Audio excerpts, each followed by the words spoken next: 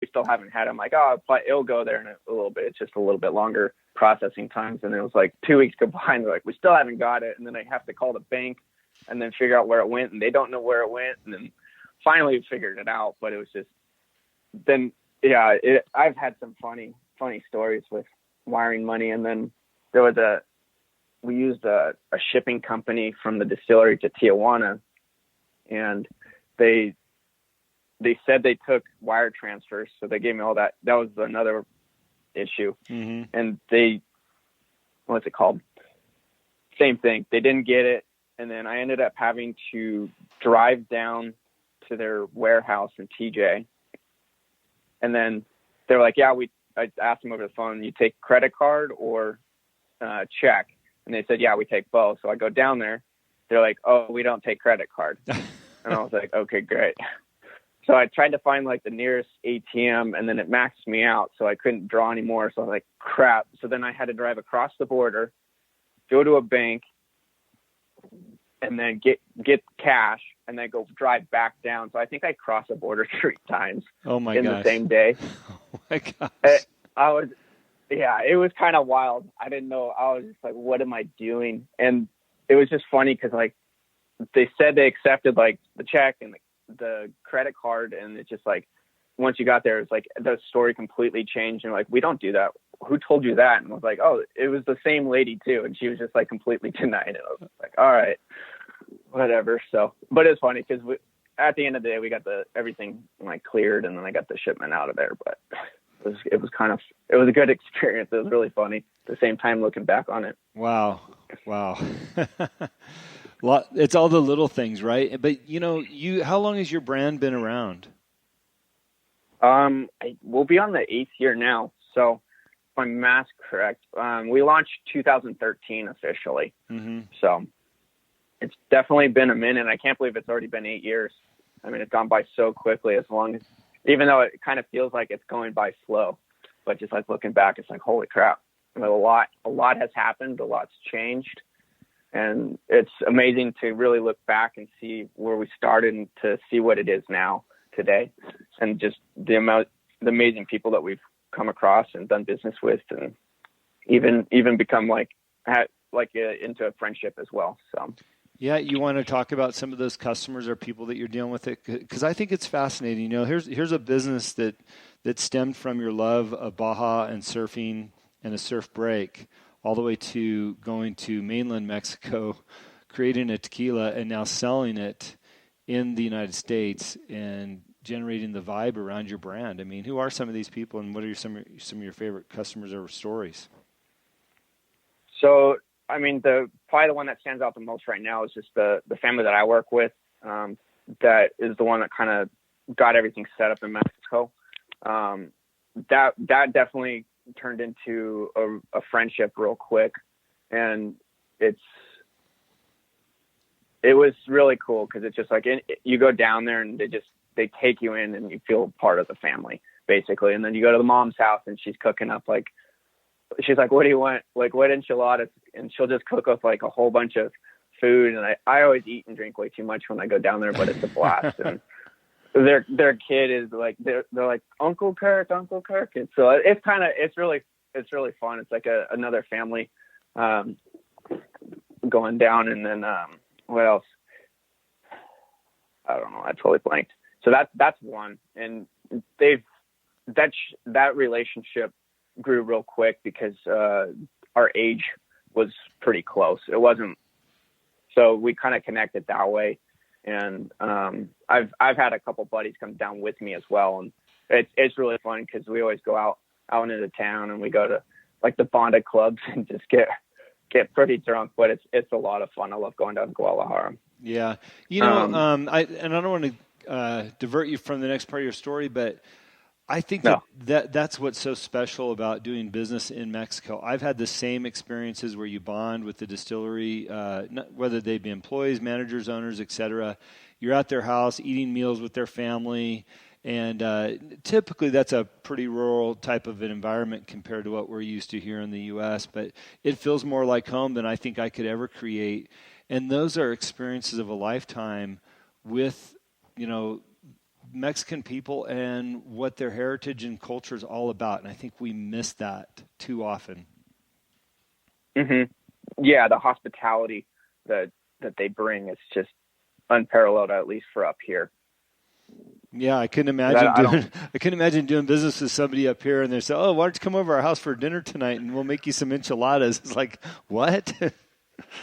Yeah, meet the whole family, and then we got a room that you can stay in. I mean, that you wouldn't, like you said, that's very, very rare up in the States, especially like initially meeting somebody. Then that's like off the bat, that's like how they treat you, and then it just kind of grows from that point. Yeah, yeah. The other thing that I wanted to say, and I'm sure you've experienced this, is that there is a fair amount of, outsiders. I typically call them rich gringos that go down there and they want to start a tequila, and they wave their money around, but there's no substance to it. And they come and go. But when people like you land down there where it's authentic and real and you're passionate about this project, I think they also sense that out as well.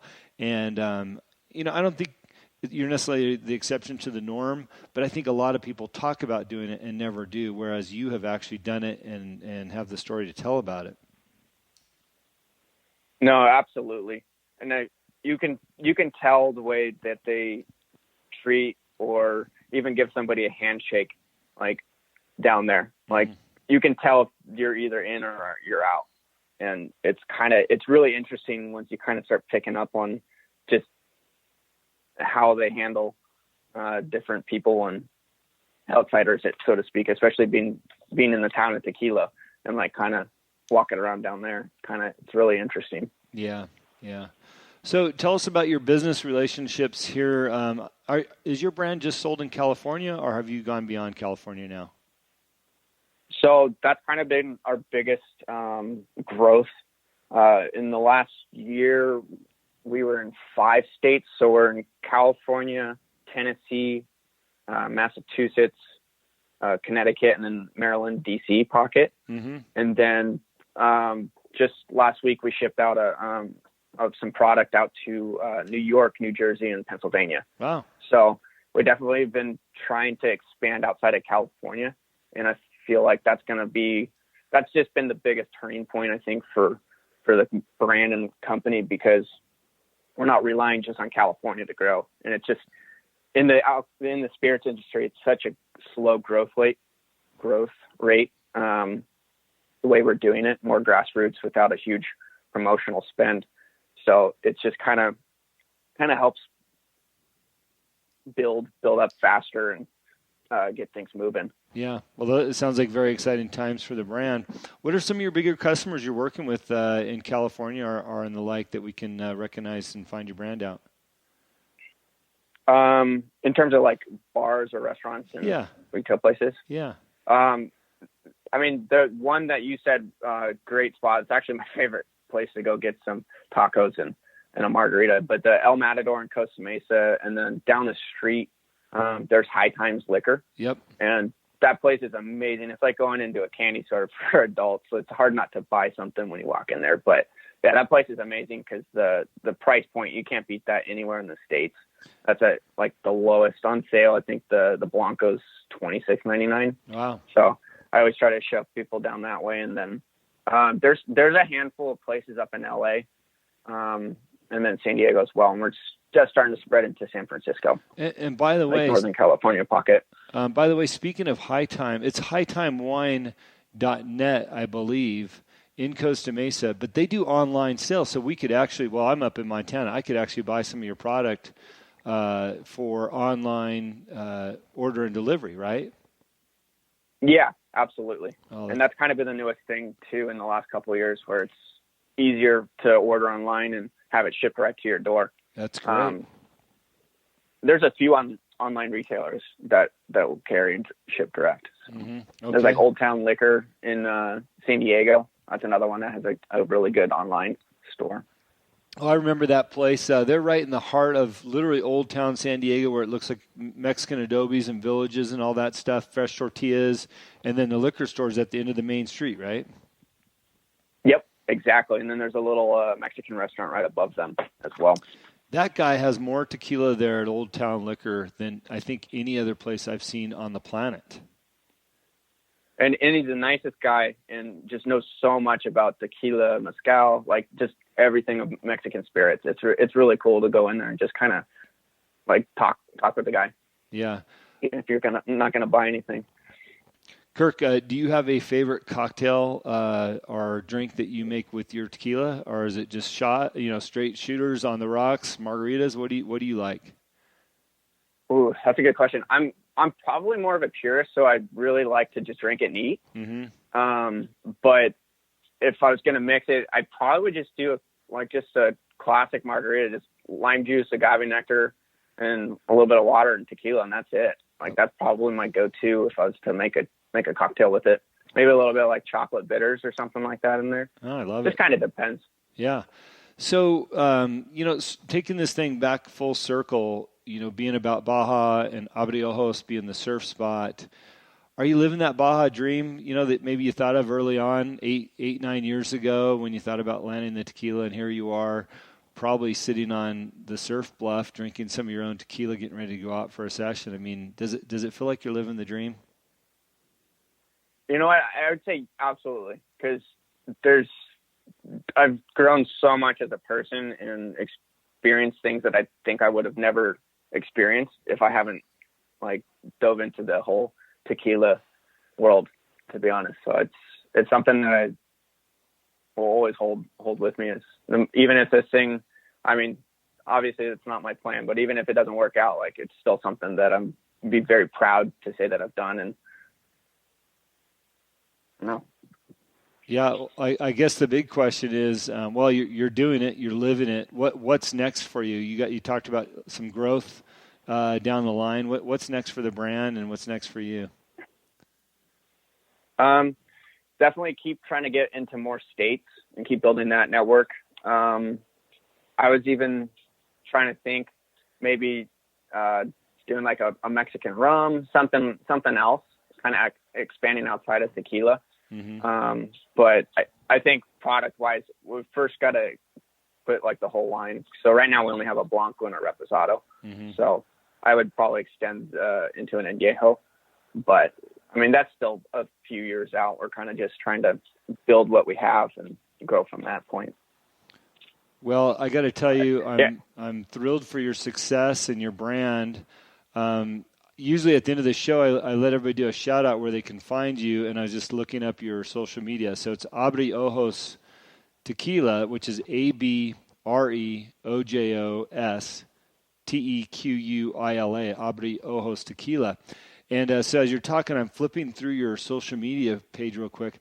I got to tell you, man, I want to get off the phone and get me one of these margaritas. You have some of the most incredible cocktail shots and visuals on your Instagram page here.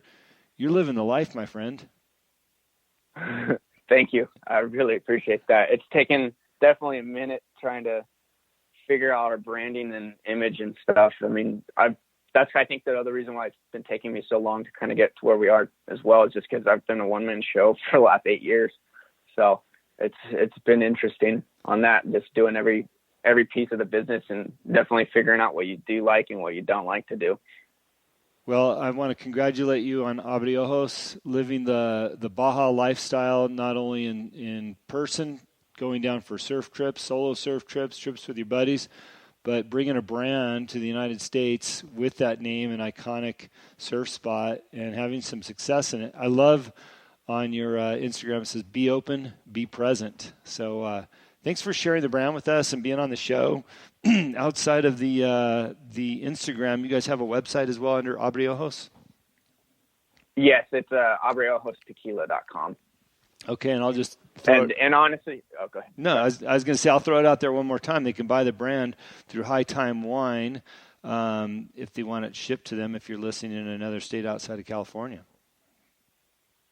And Jim, thank you really much, very much for having me on here. It's been a pleasure talking with you and catching up a little bit.